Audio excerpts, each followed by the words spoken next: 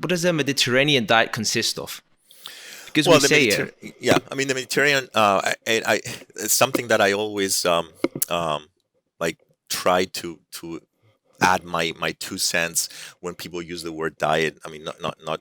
I'm not judging you for using it because everybody's using it, and we have a lot of interesting discussions and back and forth with my friend Simon Poole, who's a physician out of the UK, and diet to me the connotation, there's some connotation that there's a restriction of something because it became the use of the word, it's this diet and that diet and the other diet. I don't think you'll find somebody who's a good who follows the Mediterranean nutrition to tell you that they're being deprived of anything, whether it's meat, fish, veggies, or anything else. So Mediterranean nutrition is a lot of plant. It's a plant-based. If you think about it, it's a plant-based diet with legumes and some grains. Definitely a smaller amount of meats that we've seen in other diets, Western diets, fish. But at the center of all this is the olive oil. If you look at the consumption of olive oil in the three major Mediterranean countries, let's say, that are olive oil producing, Spain, Italy, and Greece, it's by far exceeds any comparison. I mean, in the U.S., if we're consuming 1 liter per person per year, you're looking at Spain and Italy with 12 to 13, and Greece with 25.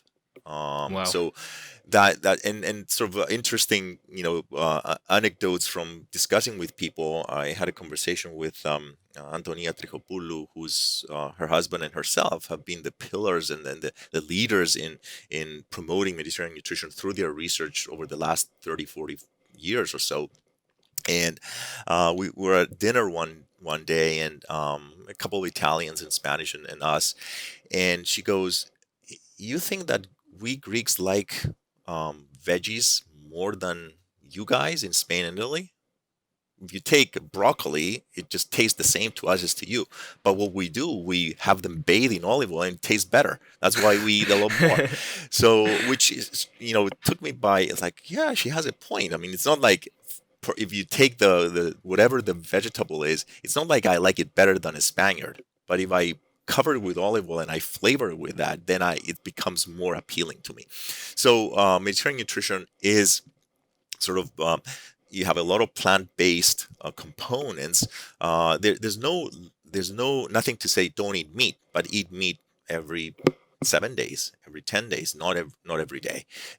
Eat more fish and seafood, but definitely veggies, legumes, the hearty grains that give you a low glycemic index. So it's a composition of a lot of these things that we know that individually are beneficial for your own health, but then put it together, now you have a Mediterranean dish.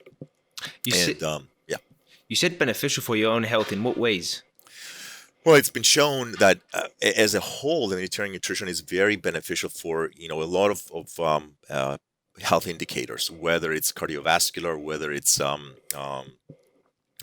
cancer, whether it's even mental health. There's a lot of studies coming out now that a positive impact on diseases, degenerative diseases, as you grow older. Alzheimer's, for example, it's people who are on the risk of developing diseases like that are much lower if you're consuming Mediterranean nutrition as a whole. But then you can pinpoint it to particular ingredients. Again, I want to go back to olive oil because it's been shown that whether, again, cardiovascular, vascular diseases, tumors, mental health. So it's across the board that it's something that's very beneficial for you to consume at considerable amounts. No wonder the European Union has a health claim on the antioxidant capacity of olive oil, and people, you can put it on the label of the extra virgin olive oil that you have that health claim. And similar here in the U.S., the FDA has given that same health claim. So it's evidence. There's evidence there that it's something healthy for you. And many studies, different kinds of designs have shown time and again, and stood the test of time. It's, from the 7 country studies that were in the 70s. And Crete was one of the places, and there was other 6 places in the world, shown that people who are adhering to that kind of nutrition have every possible benefit you can imagine for health. I mean, olive oil is a major antioxidant, anti-inflammatory, and it's been shown both in the lab, because you can extract things and show what the impact is, but just anecdotally, a tablespoon of olive oil is the equivalent of 300 or so milligrams of a non-steroidal anti-inflammatory. Of course, you're not going to take a spoon of olive oil for your headache to go away. It's a long term, so it's not like take my shot of olive oil once and that's it. And you have to continuously maintain use of that in your daily nutrition. When you say considerable amount of olive oil every day, how much? Well, the health claim right now is based on a tablespoon of olive oil. If you take a tablespoon of olive oil, you get sort of the benefit you get from the antioxidant capacity. Now, a tablespoon of olive oil is for people from the Mediterranean that are used to consuming vast amount of olive oil. That's nothing. Yeah. I mean, one tablespoon is barely what you put on a salad. Exactly. Let alone the other things that you cook with. So. Okay, and continue. I mean, one of the things that we're trying to do here as part of the Institute initiative is, like I said, as a university, we have 3 pillars: 1, research education, and community engagement. Because you do research, you get something out of it, you educate people how to absorb that information and how to utilize it, but then you have to engage the community. Otherwise, your application or implementation of what you've learned stays within the confines of the academic setting.